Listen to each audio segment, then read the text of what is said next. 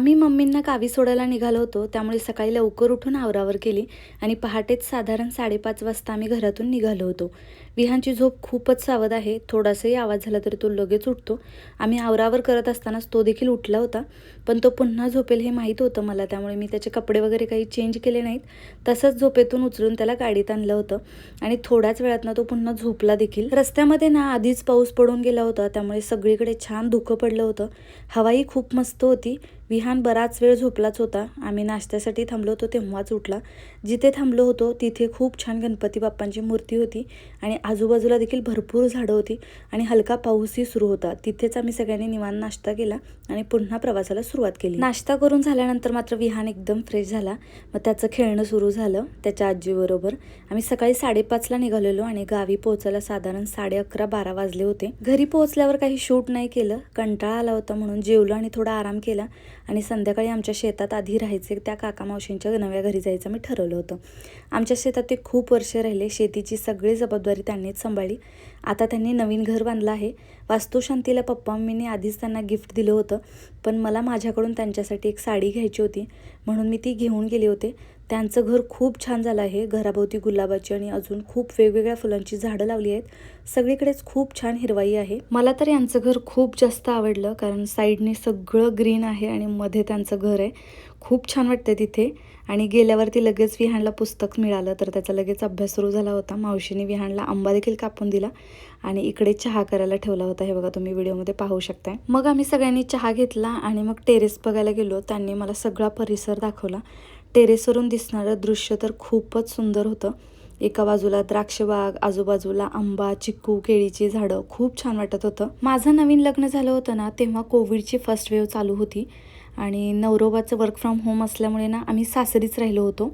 म्हणजे 1-1.5 वर्ष तरी राहिलो होतो. तेव्हा इकडे येणं झालं होतं माझं आणि तेव्हा त्यांचं घराचं प्लॅनिंग चालू होतं की बांधायचा विचार करतोय वगैरे. मग आता मला वाटते 5 वर्ष पूर्ण झाले असतील, तर त्यांनी आता पूर्ण कंप्लीट झाले त्यांचं घर आणि खरंच खूप सुंदर झाले. तुम्ही व्हिडिओमध्ये देखील पाहिलं असेल. मग टेरेसवरून खाली आलो आणि पोर्चमध्ये थोड्या गप्पा वगैरे मारल्या. विहान तर मावशींकडे इतका रमला होता की त्यांच्याकडेवरून खालीच उतरायला तयार नव्हता. त्यांनी त्याला बाहेर फिरवलं, शेत दाखवलं आणि तो खूप खुश झाला. दिसलं काय बघते. मावशी ना विहानला तिथे पावसाचे आलेले किडे वगैरे दाखवत होत्या आणि विहानला प्राणी वगैरे सगळे खूप आवडतात, त्यामुळे तो इतका रमला होता त्यांच्याजवळ आणि ते बघायला त्याला खूप आवडत होतं. निघायच्या वेळी मी त्यांना ना माझ्याकडून आणलेली साडी दिली आणि ही साडी मला देखील खूप आवडली आणि त्यांना देखील खूप आवडली होती. पण त्यांनीही मला रिकाम्या हाताने जाऊ दिलं नाही. मी कितीही नको म्हटलं तरी त्यांनी मला साडी दिली. मी तुम्हाला नेक्स्ट व्हिडिओमध्ये नक्की दाखवेन आणि व्हिडिओमध्ये घालेन सुद्धा. आमच्याबरोबरच त्या सासूबाईंना देखील साडी द्यायचा खूप आग्रह करत होत्या, पण सासूबाई म्हणाल्या, अहो वास्तुशांतीलाच पैठणी दिलीत, आता पुन्हा कशाला. तरी त्यांचा आग्रह काही कमी होत नव्हता. मग गप्पा, हसणं, मस्करी करत बराच वेळ गेला. तिकडून निघताना त्यांच्या शेतातलं कडीपत्त्याचं रोप मला खूप आवडलं. तिकडे बरीच रोपं होती आणि मी सहज म्हटलं की हे रोप मी घेऊन जाते. तर काकांनी ना तिकडे एक छोटं कॅन होतं, ते कट करायला सुरुवात केली लगेच आणि ते कट करून मग त्यामध्ये ते कडीपत्त्याचं रोप पारुमावशीने लावून दिलं. या दोघांचाही स्वभाव खूप प्रेमळ आहे, खूप माया करतात हे आणि मी प्रत्येक वेळी गावी गेले की यांना भेटूनच येत असते. जसं मी तुम्हाला सांगितलं ना, लास्ट टाईम आम्ही गेलो तेव्हा खूप पाऊस पडला, त्यामुळे यांच्याकडे जाणं झालं नाही आणि नंतर त्या फोनवरती बऱ्याच वेळा म्हटलं की तू ऋतुजा आली नाही आणि मला पण ना त्यांना न भेटता आलं ना थोडं कसं तरीच वाटतं. या आणि एक शेवटी आजी आहेत, त्या देखील दाखवते तुम्हाला व्हिडिओमध्ये. तर या नेहमी भेटायला येतात. तसे बरेच लोक येतात. मला पण आवडतं भेटायला त्यांना गावी गेल्यावरती. गल्लीमधले पण येतात भेटायला आणि या पण येतात. पण ह्या अगोदर शेतात राहायच्या ना, त्यामुळे आम्ही शेतामध्ये गेलो ना समाधीला नमस्कार करायला वगैरे, पुढे व्हिडिओमध्ये दाखवलं मी तुम्हाला. तर तिकडून मग तिथेच राहायच्या त्या, त्यामुळे त्यांना नेहमी आम्ही भेटायला जायचो. म्हणजे शेतामध्ये गेलो, नमस्कार करून मग यांच्याकडे जायचं, चहा वगैरे घ्यायचं आणि मग तिकडून यायचं. पण आता या इकडे राहायला आल्या, त्यामुळे ना लास्ट टाईम आमचं इकडे येणं झालं नाही. पाऊस खूप होता तेव्हा. आणि कधी कधी असं देखील व्हायचं की आम्ही जेव्हा शेतामध्ये जायचो तेव्हा पारुमावशी काहीतरी कामात असायच्या आणि मग त्यांना भेटणं व्हायचं नाही. तर मग त्या घरी यायच्या भेटायला गावामध्ये. खूपच कमी वेळा असं होतं की आम्ही न भेटता त्यांना आलोय.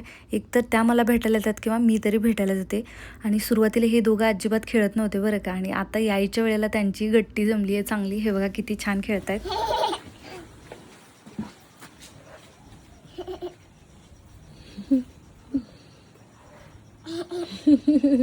विहान त्यांच्या सगळ्यांबरोबर खूप छान रमला होता. त्याला नंतर यायचंच नव्हतं, त्यांच्या सगळ्यांबरोबरच खेळायचं होतं. आणि हे बघा पारुमावशीने असं ना कॅरीबॅगमध्ये मला हे रोप घालून दिलं, कारण गाडीमध्ये खराब वगैरे व्हायला नको. आम्ही डायरेक्ट पुण्याला येणार नव्हतो, माहेरी जाऊन मग पुण्याला येणार होतो. आणि मी शेंगांचा सहज व्हिडिओ करत होते, खूप भरपूर होत्या शेंगा म्हणून. तर पारुमावशी म्हटलं अगं घेऊन जा तुला शेंगा. मी म्हटलं अहो नको, मी अगोदर माहेरी जाऊन मग पुण्याला जाणार आहे. आणि तोपर्यंत एवढ्या शेंगा खराब देखील व्हायला नको म्हटलं, कारण वाया नको जायला. तर त्या म्हटल्या अगं आईला पण घेऊन जा, म्हणून त्यांनी भरपूर शेंगा दिल्या. आणि ही बघा त्यांची द्राक्षाची बाग आहे. मी जसं सांगितलं ना, मी इकडे अगोदर येऊन गेले, त्यामुळे मला इतकं छान वाटत होतं ना. या झाडाचे आम्ही चिक्कू देखील खाल्लेले आहेत. आणि त्यांच्याकडून येताना ना त्या रिकाम्या हाताने कधीच जाऊ देत नाहीत, काही ना काही नेहमी देत असतात. कधी कधी शेतामधलं फळं असू देत, भाजीपाला असू देत, किंवा घरामधलं काहीतरी असू देत, तर घेऊन जा म्हणतात पुण्याला.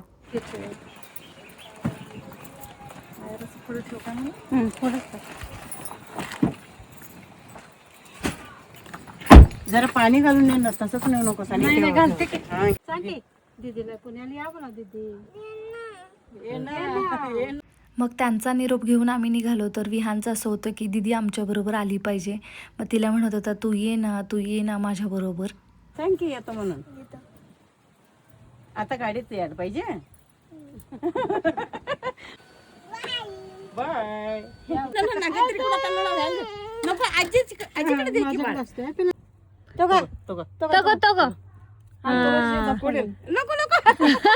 निघताना त्यांनी विहानच्या हातात पैसेही दिले. आता त्याला शेअर करायची सवय लागावी म्हणून मी त्याला नेहमी सांगत असते. तर त्याच्याकडे 2 नोटा होत्या, त्यातली एक नोट तिथल्या बाळाला देत होता तो. सुरुवातीला ते बाळ घेत नव्हते, मग आम्ही सगळ्यांनी घे म्हटल्यावरती त्याने घेतली. आणि विहान तर दुसरी नोटही द्यायला निघाला. ते बघून आम्ही सगळेच खूप हसलो. तिथून आम्ही आमच्या शेतात गेलो. नवीन विहिरीचं बांधकाम झालं होतं, ते बघायचं होतं. आणि आजी आजोबांच्या समाधीचं दर्शनही घ्यायचं होतं. तोपर्यंत विहान झोपला होता. मग सासूबाई म्हणाल्या मी त्याच्याजवळ बसते, तुम्ही जाऊन या. मग मी आणि नवरोबा दोघेच गेलो. सगळ्यात आधी ना आजी आजोबांच्या समाधीचं दर्शन घेतलं. आणि ही समाधी जिथे आहे ना, तिथेच साईडला विहीर देखील आहे.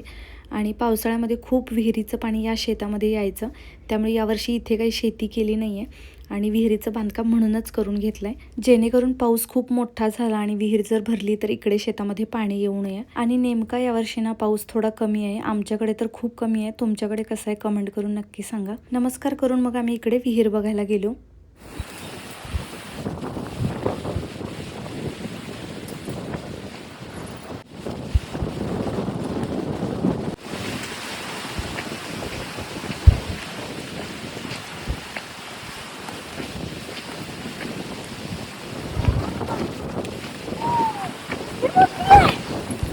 अगोदर विहिरीच्या बांधकामाचा आम्ही फोटो वगैरे पाहिला होता, पण प्रत्यक्ष पाहिल्यावर खूप मोठी आहे विहीर आणि छान बांधली एकदम. आणि यावर्षी पाऊस कमी आहे, जसं मी तुम्हाला सांगितलं. येतो पाऊस, पण जास्त मोठा पाऊस नाही आहे जसा लास्ट इयर होता. लास्ट इयर खूप जास्त पाऊस झाला आणि सगळं पाणी आमच्या शेतामध्ये आलं होतं. त्यामुळे हे विहिरीचं बांधकाम केलं आणि यावर्षी खूप कमी पाऊस आहे. पावसाचं वातावरण तर खूप वेळा होतं आणि असं वाटतं की किती मोठा पाऊस येईल, पण एवढा मोठा पाऊस काही अजून तरी आलेला नाही आहे. नंतर आम्ही शेतामध्ये थोडासा फेरफटका मारला. हे आमचं शेत आहे. समोर जो लांब बांध दिसतोय ना, तिथपर्यंत आमची सगळी शेती आहे. दुसऱ्या बाजूलाही बरंच क्षेत्र आहे. गावी आल्यावरती आम्ही नेहमी शेतामध्ये देखील येऊनच जात असतो. एकतर समाधीचं दर्शन घ्यायचं असतं आणि शेतामध्ये आलं की खूप छान वाटतं. आमच्या शेतामध्ये ना ऊस आणि द्राक्ष बागेतून मेन उत्पन्न काढलं जातं. इकडे ऊस असायचा, पण यावर्षी नाही केला विहिरीच्या बांधकामामुळे. आणि इकडे ना द्राक्ष बाग आहे. द्राक्ष बागेच्या बाजूलाच ना एक छोटंसं घर आहे. तिथे ना द्राक्ष बागेसाठी लागणारं सामान, औषध वगैरे सगळं ठेवलेलं असतं. आतमध्ये छोटंसं किचन देखील आहे, पण त्या दिवशी पावसाचं वातावरण होतं, त्यामुळे आम्ही काय आतमध्ये गेलो नाही. उन्हाळ्यामध्ये आम्ही कधी कधी इकडे जेवायला येत असतो. इथे बसून जेवतो, मस्त छान वाटतं. आणि घराच्या साईडलाच ना एक मोठा शेड आहे, त्यामध्ये ट्रॅक्टर किंवा शेतीची जड यंत्र वगैरे ठेवण्यासाठी हे शेड बांधलाय. त्याच्या शेजारीच गोठाही आहे, पण सध्या काही जनावरं नाही आहेत. पण पुढे घेतली तर सगळी सोय आधीच करून ठेवलेली आहे. या घराच्या पोर्चमध्ये बसलं ना की समोर द्राक्षबाग दिसते, त्यामुळे खूप सुंदर वाटतं तिथं बसायला. आणि हा शेड आहे आणि त्याच्या साईडलाच घर आहे. हे असं आमचं आहे. त्याच्या साईडला थोडीशी झाडं देखील आहेत. आणि या घराच्या पाठीमागे ना एक आंब्याचं खूप मोठं झाड आहे. या झाडाचे आंबे तर खूप जास्त गोड आहेत आणि खूप मोठा आंबा असतो. मी नेक्स्ट इयर नक्की व्हिडिओमध्ये दाखवेन. आता यावर्षी तर आंबे याचे सगळे संपलेले आहेत. आणि तिकडे अजून एक घर आहे, जे सुरुवातीला आम्ही पारुमावशीकडे गेलो होतो ना, त्या तिथे राहायच्या. खूप दिवसातून असं छान वातावरण झालेलं. पाऊस येण्याचं चिन्ह दिसत होतं पण अजून तरी आला नव्हता. म्हणून आम्ही म्हटलं की थोडं फोटो काढून घेऊयात आणि द्राक्षबागेत छान फोटो येतात. 2-3 फोटो काढले तेवढ्यात रिमझिम पाऊस सुरू झाला. त्यामुळे मग आम्ही घरी लगेच परत गेलो आणि घरी आल्यावरती थोडा वेळ आराम केला, चहा वगैरे घेतला आणि मग मुरगी आजींना घरी बोलवलं होतं.